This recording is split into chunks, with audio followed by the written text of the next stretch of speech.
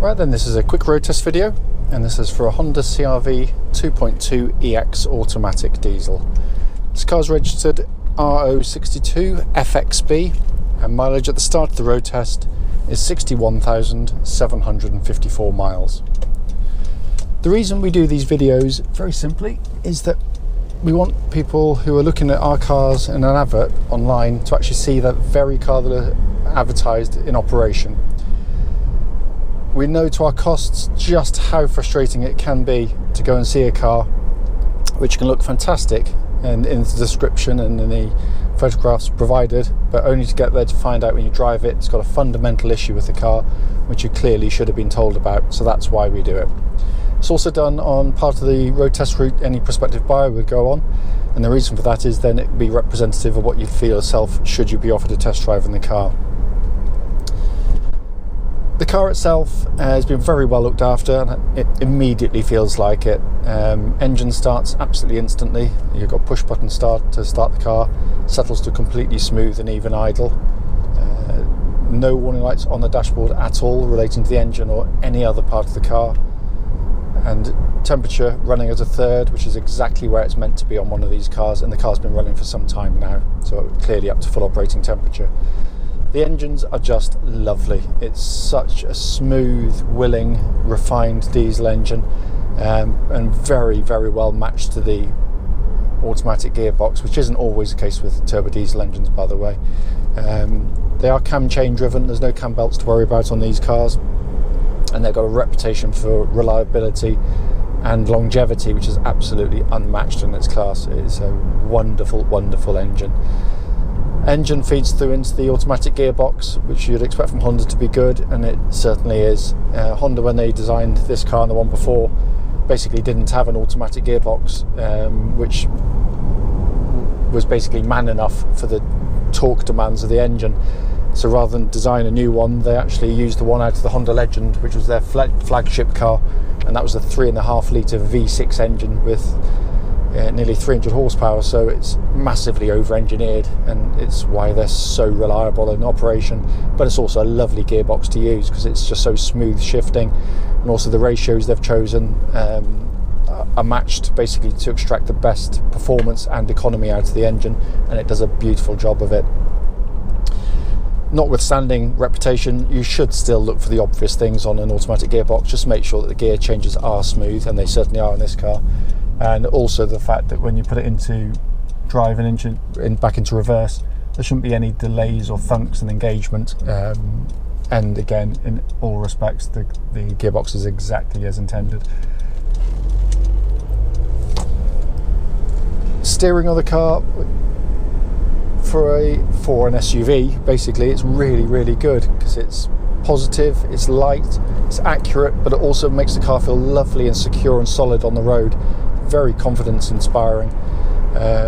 Also tracks absolutely dead straight. There's no vibrations coming back through the steering wheel at this speed or any speed up to the legal limit actually, but it just feels really, you feel really in control of the car, helped by the fact you've got a small diameter steering wheel which really adds to that sense of manoeuvrability and sort of shrinks the car in terms of the way it feels on the road.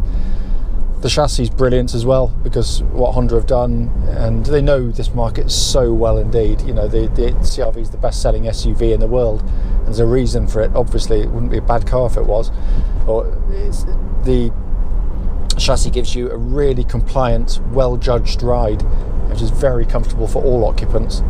But also, when you go through corners like the one up here, when you turn in, you don't get huge body roll angles, and it doesn't wallow about and move around as so many seem to do. Also, what I'm looking for on these road tests is just basically any signs of any kind of nasty kind of clatterings or clonkings coming from underneath the vehicle. It shouldn't obviously be there, and there's nothing at all. It's exactly as it's meant to be there as well.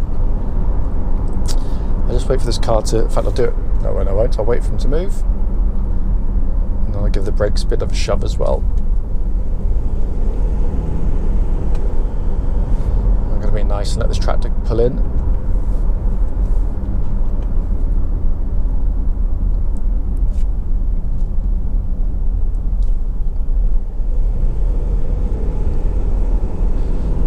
get up to speed again a little bit, and then just going to give the brakes a bit of a thump.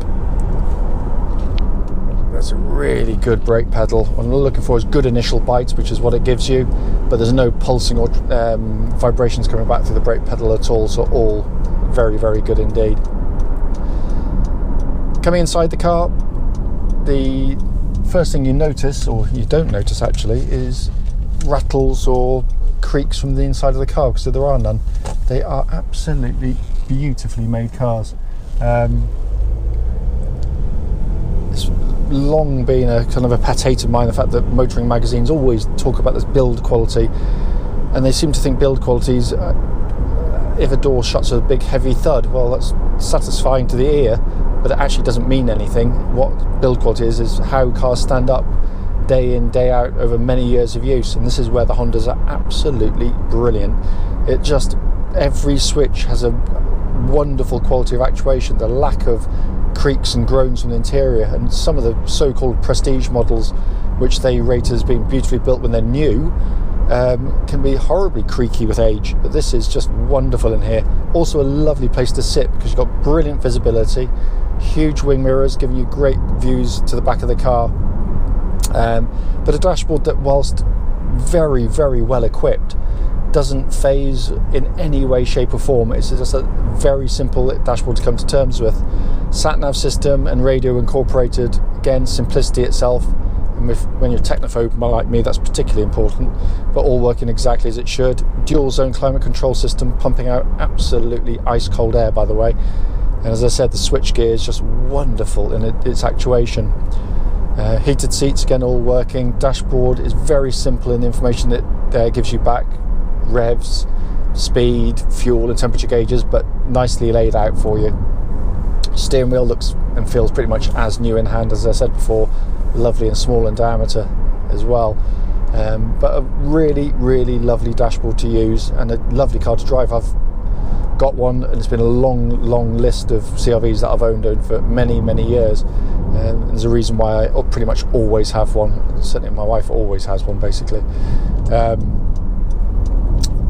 This is a four-wheel drive version of the CR-V, and as you probably already noticed, or not noticed, there are no buttons to press or operate for four-wheel drive, because it does it all for you. Because Honda worked out really quickly that basically most people will drive as I am today in perfectly good conditions and on perfectly good roads, so why have four-wheel drive wearing away? All you achieve by using permanent four-wheel drive is putting more mechanical stress through the car, but also you'll get through your tyres more quickly and use more fuel as a bit on the back of it. So what it does, should your front wheels start to lose grip on icy roads or muddy roads or pulling a caravan across the field, it automatically brings in the rear wheels to give you four-wheel drive, and it's seamless in the way it does it. It's absolutely brilliant, and I've used it for many years towing our caravan and never come close to getting stuck with one. Also, the simplicity of the system gives it its reliability, because in over 2 decades selling Hondas using this system, we've never so much as put a spanner on one of them. So it is a wonderfully engineered design. As I said at the start of the video, the point of the video, as brief as it may well be, is purely just to show the car in operation and feedback on any issues at all, of which there's nothing at all. It drives absolutely beautifully. As always though, if you've got any questions about the car, don't hesitate, do give us a call.